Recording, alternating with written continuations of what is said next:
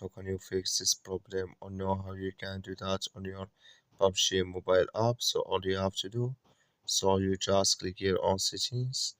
You just click on settings, it's going to show for you list like this here.